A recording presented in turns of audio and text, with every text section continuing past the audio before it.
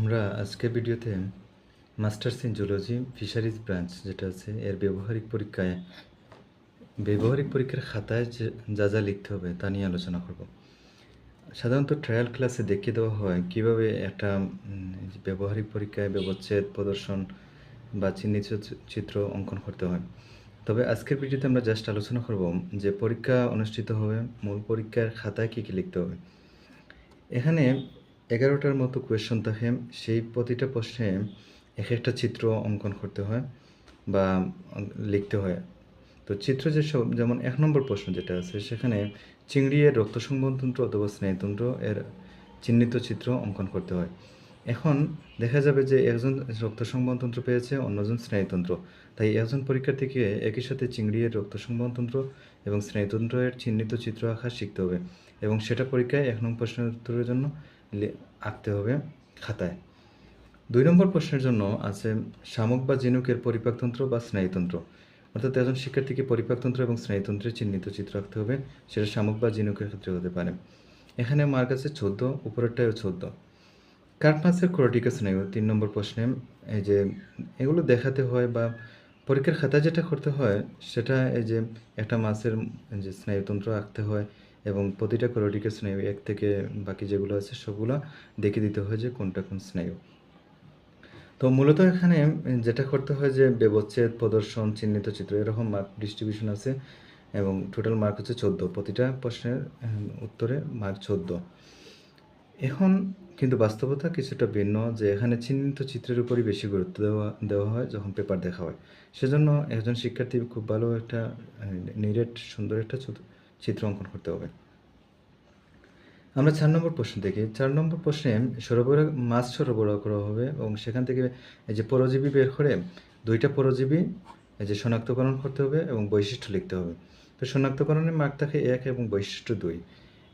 অর্থাৎ পরীক্ষার খাতায় যেটা করতে হবে 2টা পরজীবীর যে নাম লিখতে হবে, যে প্রদত্ত বা প্রাপ্ত যে পরজীবীটির নাম হচ্ছে এই, এবং সেটার প্রতিটার বৈশিষ্ট্য লিখতে হবে। তো বৈশিষ্ট্যতে সাধারণত 3-4টা বা 2-3টার উপরে বৈশিষ্ট্য লিখতে হয় এবং শনাক্তকরণে 1 পাওয়া যায়। তাহলে 2টাতে মার্ক থাকলো 6। 5 নম্বর প্রশ্নটা সবচেয়ে গুরুত্বপূর্ণ। এখানে দেখা যায় যে 14টা নমুনা শনাক্ত করতে হয় এবং সেই শনাক্তকরণের শ্রেণীবিন্যাস সহ শনাক্ত করতে হবে। মার্ক 1 এবং বৈশিষ্ট্য লিখতে হয়, সেখানে মার্ক থাকে 1।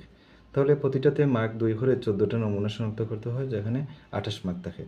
এবং এই নমুনাগুলো সাধারণত আর্থ্রোপোডা, মলাস্কা এবং এই যে এই কন্ড্রিকটিস অস্টিকটিস থেকে থাকে, ফিশ বোনস এগুলো থেকে থাকে। এগুলো ট্রায়াল ক্লাসে দেখিয়ে দেওয়া হয়।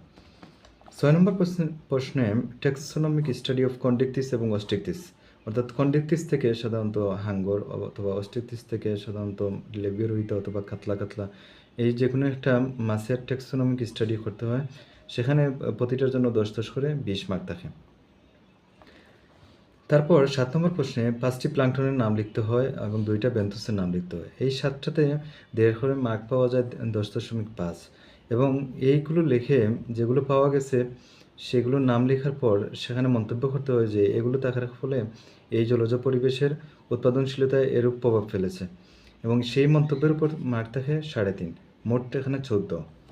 আবার 8 নম্বর প্রশ্ন যেটা আছে সেখানে taxonomic study of ক্রাস্টাসিয়ান্স and cephalopod, অর্থাৎ এই যে আর্থ্রোপোডার যে ক্রাস্টাসিয়ান শ্রেণীর একটা এই যে প্রাণী থাকবে, সাধারণত এই যে চিংড়ি বা ম্যাক্রোবিরিগেমি রোজেনবার্গি যেটা থাকে, সেফালোপড অক্টোপাস দেওয়া হয়। তো এইগুলোর ট্যাক্সোনমিক স্টাডি লিখতে হয়। এখানেও আগের মতো 10-20 মার্ক থাকে। মাছের মৌখিক গঠন ফুলকারেকার পর্যবেক্ষণ করে মাছের এই যে মৌখিক গঠনের একটা চিহ্নিত চিত্র অঙ্কন করতে হয় এবং খাদ্যাভ্যাসের উপর মন্তব্য করতে হয়, যেখানে যে চিহ্নিত চিত্রের উপর 4 এবং 1 থাকে হচ্ছে মন্তব্যের উপর। Total mark 5। কার্প জাতীয় মাছ যেগুলো আছে সেই মাছের আইস থেকে বয়স নির্ণয় করতে হয়, অ্যানুলাস থেকে। তো এই টোটাল একটা চিহ্নিত চিত্র আঁকতে হয় কার্প মাছের এই যে আইসের। তো কার্প মাছের আইসের যে চিহ্নিত চিত্র আঁকা এবং যে মন্তব্য করা, এই সমস্ত কিছুর উপর মার্ক থাকে 10। অর্থাৎ বয়স নির্ধারণ, সেই আইস থেকে বয়স নির্ধারণের জন্য চিহ্নিত চিত্র অঙ্কন এবং বয়স নির্ধারণ সম্পর্কে মন্তব্য করার সাথে মার্ক থাকে 10। মাছের কঙ্কাল একটা জমা দিতে হয়, একটা সেখানে থাকে 5 মার্ক। আমরা আলোচনা করেছি এই যে প্রাণীবিদ্যা বিভাগের আমরা আলোচনা করছি প্রাণীবিদ্যা বিভাগে যে মাস্টার্স কোর্স সম্পন্ন করা যায় তা নিয়ে। তো একজন শিক্ষার্থী 4 বছরের অনার্স ডিগ্রি সম্পন্নের পর 4 বছরের অনার্স ডিগ্রিকে বলে স্নাতক সম্মান।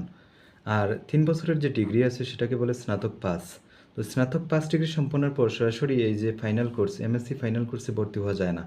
কিন্তু স্নাতক সম্মান যারা সম্পন্ন করেছে তারা সেখানে ভর্তি হতে পারে। আমরা এত সময় যেটা আলোচনা করলাম তারা ওই যে অনার্স সম্পন্ন করেছে এবং তারপর এই এমএসসি ফাইনাল কোর্সে ভর্তি হয়েছে। তবে যারা স্নাতক পাস ডিগ্রি সম্পন্ন করেছে তারা প্রথমে এই যে 1 ইয়ার প্রিলিমিনারি টু মাস্টার্স কোর্স সম্পন্ন করতে হয়, দেন এই কোর্সে ভর্তি হতে হয়।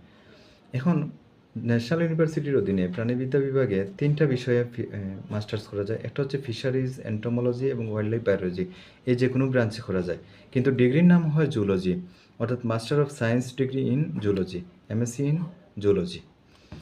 এখানে যে প্র্যাকটিক্যাল আছে, প্র্যাকটিক্যালের মার্ক থাকে 150। আমরা একটু আগে যেটা দেখেছি টোটাল অর্থাৎ 150 মার্কের পরীক্ষা হয়ে থাকে এবং ভাইভা বসি যেটা আছে সেখানে 50 মার্কস থাকে। তো এখানে 150 মার্কের জন্য 6 ক্রেডিট এবং 50 মার্কের জন্য 2 ক্রেডিট থাকে। তাহলে এখানে মার্ক হচ্ছে 200। আর এই যে টোটাল সাবজেক্টিভ পরীক্ষা দিতে হয়, 7টা সাবজেক্টে পরীক্ষা দিতে হয় 700 মার্কের। তাহলে 900 মার্কের পরীক্ষা দিয়ে টোটাল 100 মার্কের জন্য 4 ক্রেডিট হলে 900 মার্কের 36 ক্রেডিট অর্জন করতে হয়। 37 ক্রেডিটের পরীক্ষা দিয়ে এই master of science degree in zoology অর্জন করতে হয়। ধন্যবাদ সবাইকে।